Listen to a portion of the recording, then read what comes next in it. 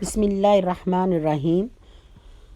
तंगदस्ती में सखावत करना, गुस्से में सच बोलना और ताकत होते हुए माफ़ करना बेहतरीन नेकी है। अस्सलाम वालेकुम viewers, welcome back to my channel. कैसे हैं आप सब? अल्लाह ताला आपको खुशाबाद रखे। आज बनने जा रहा है ज़र्दा। देगी ज़र्दा स्टाइल है, बहुत टेस्टी बनता है, ज़रूर ट्राई कीजिएगा।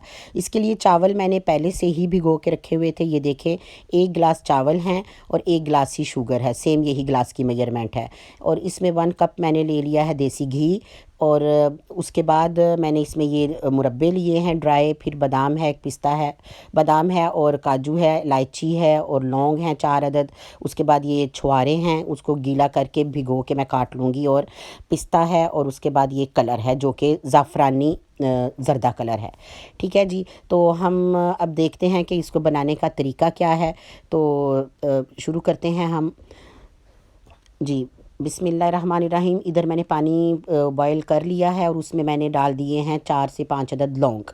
ठीक है, लौंग की खुशबू बहुत अच्छी आती है चावलों में। चावलों को मैं बॉयल कर लूँगी इसमें डाल के और इस पानी में। और इसके बाद इसमें मैं जो है ना वो उसका ज़र्दे का रंग भी डाल लूँगी। ये देखिए, मैंने ज़र्दे का रंग तकरीबन 1.5 टेबल स्पून डाल दिया है।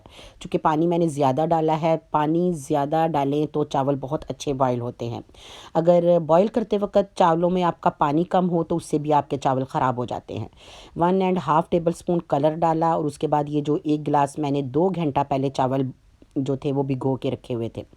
ठीक है, अब मैंने उसमें डाल दिए हैं, इसको मैं बॉईल कर लूँगी। और बॉईल करना भी जो है ना, इन चावलों को आपको देखना होता है कि इसके अंदर एक कनी भी पूरी पूरी तरह से एक कनी सख्त नहीं रहना चाहिए। लेकिन चावल आपके बॉईल हो जाएं तो वो आपके ज़्यादा अच्छे बनते हैं। अगर सख्त होंगे या 2 कनी चावल होंगे तो भी मुश्किल में पड़ जाते हैं चावल। समटाइम मीठे चावल बनते हुए अकड़ भी जाते हैं। ठीक है, तो बस चावलों में स्पून को ज़्यादा नहीं हिलाना जिसकी वजह से चावल ना टूटे। तो अगर हम बार बार स्पून डालेंगे तो उससे भी चावल हमारे टूटते हैं।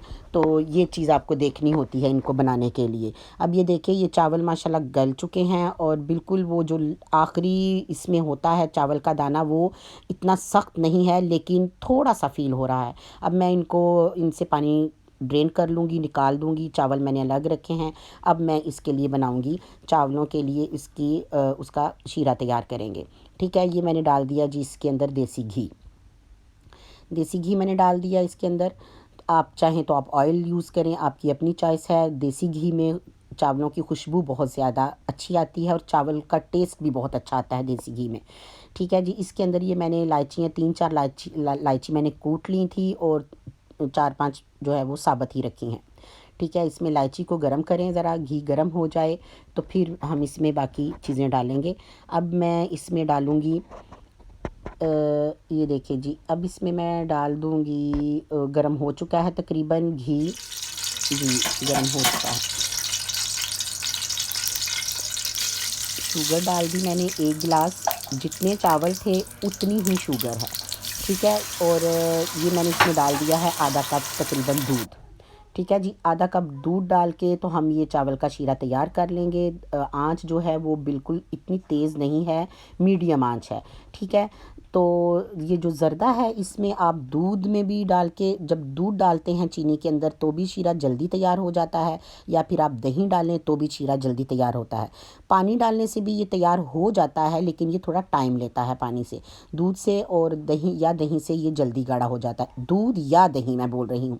ठीक है जी, तो दूध मैंने डाला है इसमें आधा कप और आप इसको दरमियानी आंच पे पका लेंगे। शीरा पकने की भी एक निशानी होती है कि आपको ये ज़्यादा गाढ़ा अगर हो तो भी ये चावल आपके कड़ा देता है, और अगर ये पतला हो तो चावलों में पानी पानी सा भी फील होता है। ठीक है, ये शीरे को देखने का एक ये तरीका है कि आप जब साइड पे शीरा डालेंगे तो वो थोड़ा सा रुक के नीचे उतरे। ठीक है, तो ये हमारा शीरा तैयार है। अगर वो फ़ौरन से ही गिर जाता है इट्स मीन उसमें भी पानी है। थोड़ा सा वो रुक के उतरेगा नीचे साइड पे जब आप गिराएंगे या किसी प्लेट में आप शीरा गिराएंगे। मैं अभी आपको यहाँ पे चेक करके दिखाती हूँ जबकि मेरा ये शीरा तैयार होगा। ये देखें, अभी नहीं तैयार हुआ, मुसलसल स्पून हिलाते जाएं। ये देखें, इस तरह से मैं चेक कर रही हूँ। ये देखें, अभी पानी इसमें है, इट्स मीन पानी है, तो ये नीचे को फ़ौरन जा रहा है। थोड़ा सा जब ये थोड़ा सा रुक के जाएगा तो मुझे समझ आ जाएगी, फिर हम इसमें अपने जो हैं वो चावल डालेंगे। अब तकरीबन रेडी है, चावल मैंने डाल दिए हैं। कलर आप अपनी चॉइस से रखें, लेकिन ये बहुत खूबसूरत कलर ये देखिए आया है चावलों का।